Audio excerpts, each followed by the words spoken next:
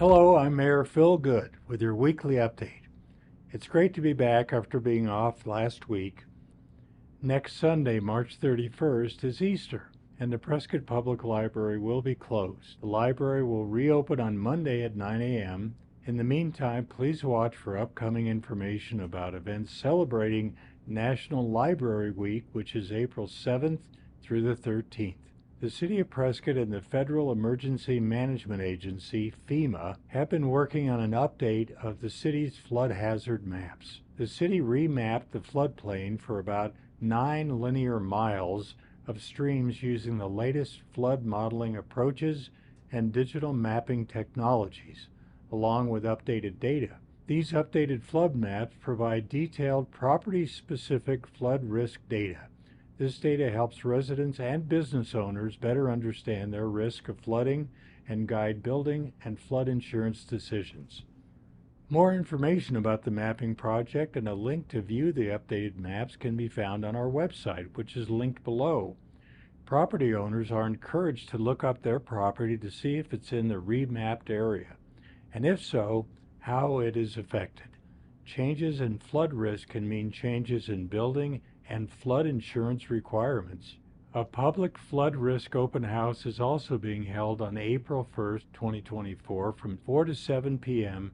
at the Rollie Simmons Community Center on Rosser Street to allow the public to review and discuss the preliminary flood maps in person. Property owners will be able to look up their address to see how their flood risk may have changed. Mapping and flood insurance specialists, as well as city representatives, will be available to answer questions. There will be no formal presentation. I'm pleased to announce that we have a new expanded public transportation option for local residents in Prescott. The YavaLine Regional Transit System, YAV for short, has added a new service area to include a portion of the City of Prescott. The new service is administered by the Central Yavapai Metropolitan Planning Organization, also known as SIMPO, and trips may be scheduled by phone call or through the Yav Connect mobile app. Rides cost $2 each way, anywhere within the zone. There are no bus stops. The YAV service schedule is Monday through Friday from 6 a.m. to 8 p.m. The new Prescott service area includes downtown Prescott, Dignity Health YRMC Hospital and Medical Offices, places of higher education, the Northern Arizona VA, and several shopping centers. Boundaries are roughly from Iron Springs Road to the west, SR 69, SR 89 interchange to the east, Gale Gardner Way to the north, and Copper Basin Road to the south. All vehicles utilized are small vans equipped with ramps for wheelchair access, and all trip purposes are allowed. The YAV is an independent operation and is not affiliated with the City of Prescott. The City of Prescott has posted documents related to the Prescott Rodeo Grounds rezoning and master plan on the city's website. Citizens can go to our city website and scroll down to the Rodeo Grounds Master Plan. Community Development Director Chelsea Walton has issued a memo clarifying the documents, the timing, and some of the next steps in the review and approval process. That memo is linked below. On April 9th, 2024, the City Council will hold a study session to review the master plan and receive information on the rezoning process and proposal. The public is welcome to attend. Last Thursday, more than 100 members of the public attended a meet and greet with 3 finalists for the city manager position. J. Dallin Kimball, the county administrator from Mariposa County, California.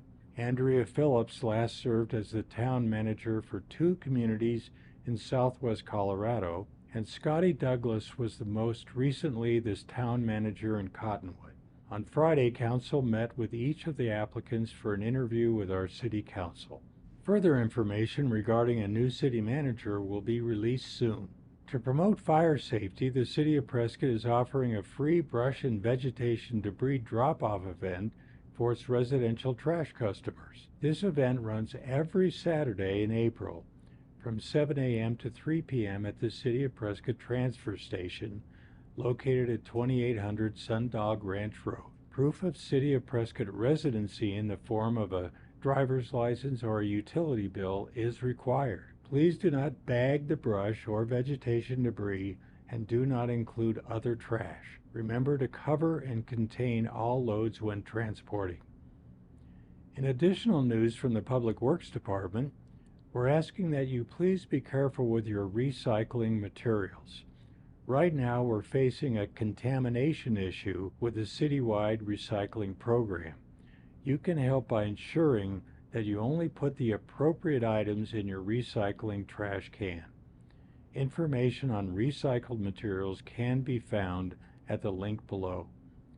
Public Works asks us to remember, we can make a difference when we recycle right. Tomorrow during the executive session, Council will receive legal advice and counsel regarding ongoing discussions between the City and the YavaLine Prescott Indian Tribe regarding water and related issues. During the study session at 1 p.m., we'll receive a departmental overview from the Prescott Police and Fire Departments. Finally, during our 3 p.m. voting meeting, we will receive a presentation regarding recommendations from the Workforce Housing Committee. We'll also consider a property exchange between the Prescott Fire Department and the Central Arizona Fire and Medical Authority, also known as CAFMA.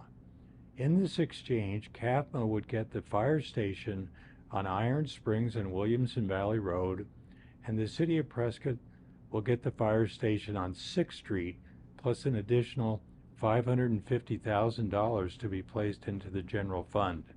The amended 2022 water management policy will be considered for approval, as well as additional recommendations from the Mayor's Commission on Water Policy Review and Monitoring. Finally, we will hear a presentation regarding an appeal of the Prescott Preservation Commission's denial of a 55-room hotel on Whiskey Row. Our General Plan Review Committee will meet on Wednesday, March 27th at 2 p.m. in the Council chambers. There will be a joint Fire and Police Public Safety Retirement Board meeting on Thursday at 1 p.m.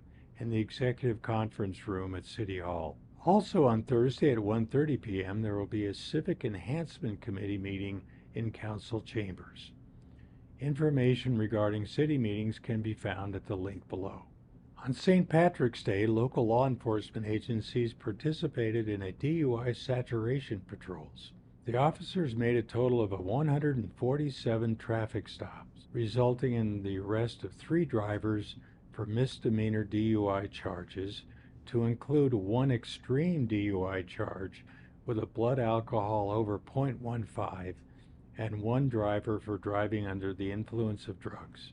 Also during this detail, officers contacted 21 designated drivers who were providing safe rides to family and friends. Additionally, through participation in the Know Your Limit detail, officers were able to educate 40 potential drivers on their impairment levels in hopes of preventing impaired drivers from making the choice to drive home impaired.